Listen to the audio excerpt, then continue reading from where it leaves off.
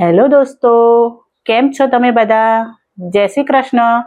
સ્વાગત છે તમારા બધાનું મારી રસોઈ ચેનલમાં. આજે આપણે બનાવવા જઈ રહ્યા છીએ સરસ મજાનું કાઠિયાવાડી ઢોકળીનું શાક. તો તેના માટે એક વાડકામાં મેં 1 વાડકી ચણાનો લોટ લીધો છે. તેમાં આપણે સ્વાદ મુજબ મીઠું એડ કરીશું, થોડી હિંગ એડ કરીશું અને થોડી હળદર એડ કરીશું. 1 ચમચી જેટલું લાલ મરચું એડ કરીશું સૂકું અને 1 ચમચી જેટલું ધાણા જીરું એડ કરીશું. તેને હલાવીને સારી રીતે મસાલાને લોટમાં મિક્સ કરી લઈશું. હવે તેમાં આપણે પાણી એડ કરીશું. 2 વાડકી પાણી એડ કરવાનું છે અને સારી રીતે લોટને પાણીમાં ઓગાળી લઈશું. 1 ચમચી જેટલું લસણ મરચાંની જે પેસ્ટ છે તે એડ કરીશું. હવે એક પેન લઈશું, તેમાં 1 ચમચી તેલ એડ કરીને એક ખીરું એડ કરી દઈશું અને તેને આપણે સતત હલાવતા રહેવાનું છે જેથી ગઠ્ઠા ના થઈ જાય.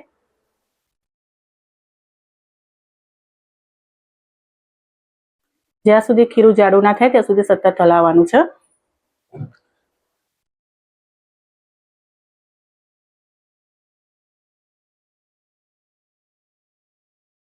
તો તમે જોઈ શકો છો, આ રીતે આપણે ડીશમાં ચેક કરીએ છીએ. ઠંડુ થઈ ગયા પછી આ રીતે થવું જોઈએ. હવે એક ડીશ લઈશું, તેમાં તેલ એડ કરી લઈશું અને તેલને ડીશમાં લગાવી લઈશું. પછી આપણે જે ખીરું બનાવ્યું હતું તે એડ કરીશું અને પાથરીને તેની ઢોકળી ઠરવા માટે મૂકી દઈશું. એક પેનમાં 2 ચમચી તેલ એડ કરીશું, અડધી ચમચી જેટલું રાઈ એડ કરીશું, અડધી ચમચી જેટલું જીરું એડ કરીશું અને થોડી હિંગ એડ કરીશું અને લસણ મરચાંની જે પેસ્ટ બનાવી છે તે 1 ચમચી એડ કરીશું. તેને સાતળી લઈશું.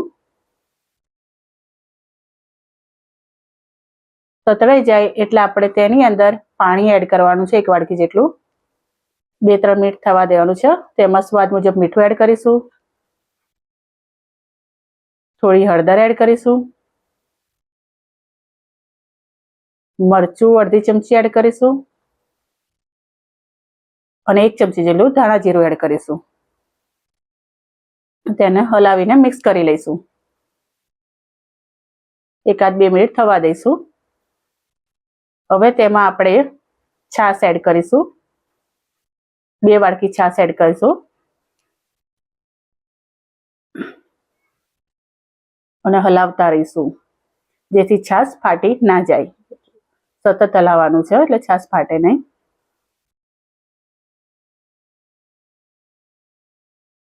હવે તેમાં મેં આ 1 વાડકીમાં થોડી છાશ લઈને ચણાનો લોટ ઓગાળ્યો છે 2 ચમચી જેટલો, તે એડ કરીશું જેથી આપણો રસો થોડો જાડો થાય.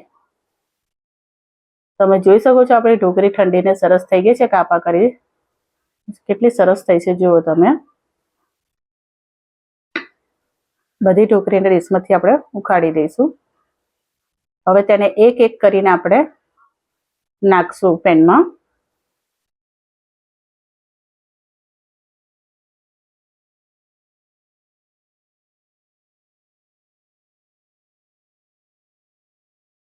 હવે તેને ઢાંકીને 15 મિનિટ થવા દઈશું. તો હવે આપણે ચેક કરી લઈએ. તો તમે જોઈ શકો છો થઈ ગયો છે, રસો પણ સરસ ઘટ થઈ ગયો છે અને આપણી ઢોકળીને બધું સરસ ચડી ગયું છે.